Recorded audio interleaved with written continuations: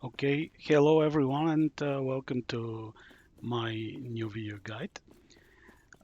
So this is basically blade stack consuming Swarmblade build, and let me quick showcase first how it performs. We gonna summon bear. So basically you have two options here. You can use bear or you can use wolf. So this will be just a single companion build. We will come a little bit later about how we utilize those skills. Just let me quickly showcase the amount of blade stacks that you can achieve with them. And we'll come later to see the skill rotations.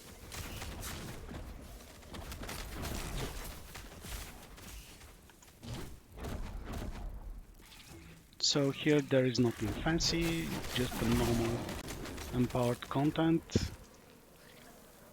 I'm not up to 600 corruption yet, but it will be coming eventually. So first let's just find some tougher mob that can withstand a few more hits. But yeah, what you see basically is not top clear speed, but you can have really great survivability with that, because as you know, bear taunts everything in range, and you're basically safe. We will come on these numbers a little bit later, but now if I summon all of these locusts, and you can see how the blade stacks ramp up, and I didn't even manage to hit the swarm strike to consume them, but once I do, you summon a really powerful swirling fan of death, and everything dies by just walking close to it.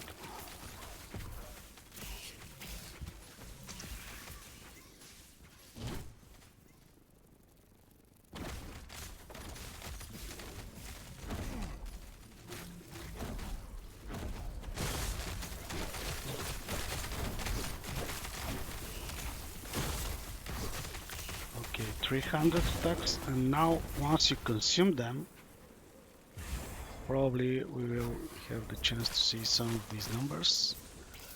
But yeah, it's pretty strong.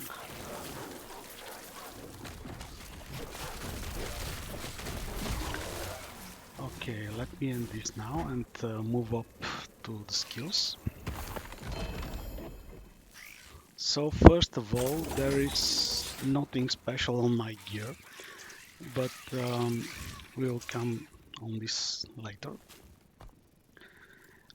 So I have 20 points in Swarmblade form, but I would like to have at least 3 more. So we have Wasp Flight, 1 point, Dead by Thousand Wings, 3 points, and Bloodlust Swarm. So this is really important. This is the node that your main damage is coming from. As you can see, Locust Swarm increased damage per bleed 50%. So what this does, it consumes all the blade stacks on every monster that is in range, and then summons this swirling fan of death that you see. So you want to consume as much as possible blade stacks. So we also have this 3 hive mind, so we can summon a little bit faster these locusts. Um, so this here is to utilize the Viper Strike, the Serpent Strike tree, and your arm blade slashes are using this tree. So we have 2 points on slashing spiral, 1 point on never-ending drove. So you can spend these 3 extra points here if you are able to get it on your gear. One more very important note is inspiring swarm. So this basically makes your bear taunt. We will come a little bit later on that. So how about the rage, sustain, and generation? Um, so as you can see, we are using vines. Vines are important for two things. First, they generate bleed stacks because we have Hunter's Bane, which converts them to ranged minions. And also we have these 5 points here, which gives them a lot of attack speed. The Hunter's Bane node also converts the ranged attacks to thorns and applies all thorn spirit thorns not from this tree, which means you you get the 100% bleed chance from these 5 points. So this node here and these 3 points are spent on the Garden of Rage because this way you can generate rage. You can summon those vines by 2 ways, and I'm using one of them, which is using the Eteros Path unique builds. But we will come to this later again. So on the Serpent Strike tree, we have Primal Serpent, which is very important. Basically, you want to have as much as minions as possible. We will come later on that again. So you have Guardian Spear 1 point and 2 point on Vicious Strikes. So why I'm using the Constrictor? This is because to be able to utilize the cooling point, which is actually a cooling strike, you need to be able to deal some amount of damage. So as you can see, it deals 10,000 damage, which is not bad. And actually you can use that as a finishing move over your bosses if it's necessary.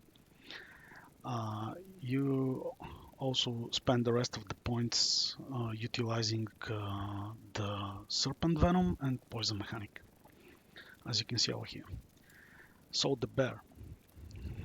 All about the bear is that you need to summon bear that is very tough, very strong, taunts enemies, and has great survivability. So to be able to do that, you need to spend some amount on companion points. But we'll come to this once we see the passives.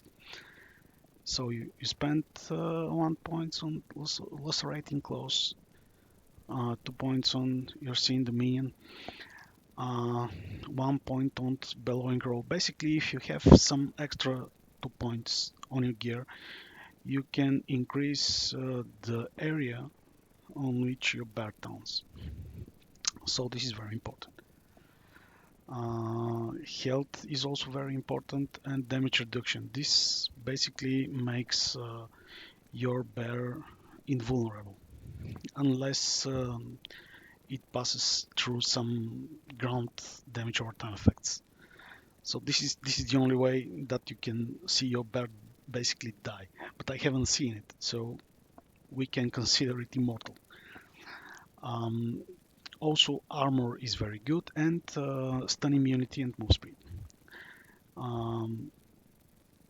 Move speed on your bear helps a lot because it will follow you and will be able to cast the taunt ability close to you. And the rest of the points are spent on these three nodes because as you can probably saw from the footage, these thorn bursts apply a lot of bleeding stacks on everything nearby. It doesn't work quite well on single target, but for very crowded mobs, it works very good. And I've done quite a lot of experiments, spending points with different skills, but I think this is the best because once you're utilizing two transformation skills, you are not able to actually use something rather than companion or self-casting skill. So you're basically have just this option to utilize self-casting ice stones and you spec them on bleeding. So this is pretty straightforward. We are not using this stone barrier with recast because we don't have enough points, but it will be very good if we can have, let's say, 5 extra points. But this is unrealistic, so it cannot be done. Maybe you can sacrifice these extra projectiles and spec some points over here because recast is really good. It spikes it should spikes a lot more frequently than when you're single when you're hit and trigger it one time. Okay, let's move to the passives because this video is already quite long. So we have 6 points on the Gift of the Wilderness. This is very important for your minion health, and basically you want to spend only 20 points here.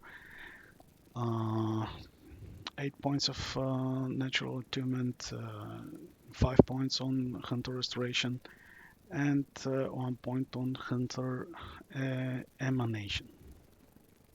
And that's it.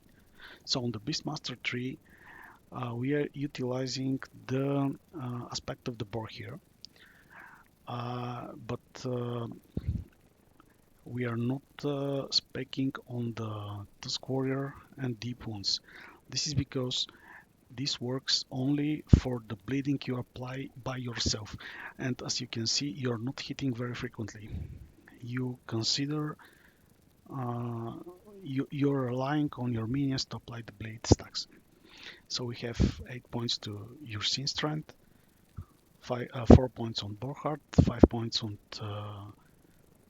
I don't know how to say that, Pro Porcine Constitution probably. I'm not so good in saying that in English, sorry. So we have 5 points on Call of the Pack and 8 points on the Chase. So I was playing again with specking 5 points on Bowheart, but you need to strike frequently with your melee attacks to be able to trigger that. And it doesn't happen very consistently. Okay, so let's move to the interesting part. So what you want here from this tree is to reach certain thresholds to be able to get these bonus stats here. So this is very important because it makes your locusts survive a little bit longer. They don't need to be so tough because you are consuming them anyway, but you just want a little bit of survivability. So the next passive is very important because it enables you to cast Thorn Shield and shoot spikes from it. So it also applies bleeding stacks, which is very important. Then you have 5 points on Druidic prowess. Uh, these two nodes are basically for sustaining rage out of combat. Pretty straightforward. And here we are taking the attack and cast speed for our minions. This is very important. You can have bleed stacks only if your minions strike fast. Here again, 8 points on force of the nature. And this is very important here because you actually don't deal cold damage. Your minions don't deal cold damage. But the bonus after spending 6 points is very important. As you can see, that increases your locust attack, cast, and move speed. This is for survivability, and this is for increasing survivability for your companion. Again, you don't need many points here because you don't strike too often. And this is already level 97, so I'm not sure about these 3 points. I will find out how to spend them, but you want 10 points here to boost your health pool a little bit more. So let's come to the gear. So the most important part of your gear is that piece of unique armor, doublet of the Online tool. So this armor looks a bit stupid at first, but this can roll with 140% increased bleed duration for your minions, which is very important. And you can ramp up your bleed stacks up to 700 currently. So basically, you want on your gear minion bleed chance and minion bleed duration. That's it. Weapon can be anything with damage over time, physical damage, and I think this is one of the most broken stats. Less bonus damage taken from critical strikes. This makes significant difference in your survivability. So try to get this on your two-handed as a mandatory stat. The rest is straightforward, failing resistance, physical damage. I'm using Valdir Chalice, but it's not mandatory. So the next thing that will be a significant upgrade for that build would be having 2 pieces of ornate idols, which summons bees.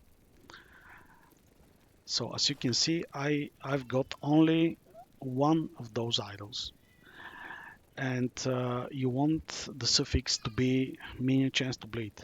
So the perfect row for that idol would be 7 bees per 10 seconds and 50 minion chance to bleed on hit. So if you can get 2 pieces of that idol, which I consider nearly impossible because these are so rare that I barely seen once such an idol, and I'm hunting them for eternity basically. Actually, that's my main farming target right now, and they're quite rare. So one thing that I think helps is having this blessing from the fall of the outcast timeline. But even with it, you don't see the B rolls on ornate idols. Maybe 1 over thousand titles. I don't know. It's very rare. But yeah, so with 14 Bs, which hits and moves and strikes by the same way as Locust does, I think you will be able to reach 1000 stacks. So let's see how it will perform on the dummy. But again, dummy does not strike you. Um, taunt on the bear does not affect bleeding stacks, and nothing hits the bear, so you lose a lot of the bleeding stacks that you will normally have in common. And you also need to constantly move, so your vines are summoned as frequently as possible, because their limit is only 12. So as you can see, I have to press A to force my minions to attack the dummy. So let's see how many stacks we can ramp up. Okay, I think 700 is the top number right now. But let's see how it will be with 12 vines and a little bit of Swarmblade flashes. Okay, let's consume that. And yeah, it hits over 1.5 million, consistently about 1 million, and so yeah, damage is pretty good. You might have some problems on bosses, because they have phases, and you can't consistently spam those blade stacks. But if you know how to fight those bosses, and if you know the mechanics, you won't have any problems. So thank you for watching, and that's it for now.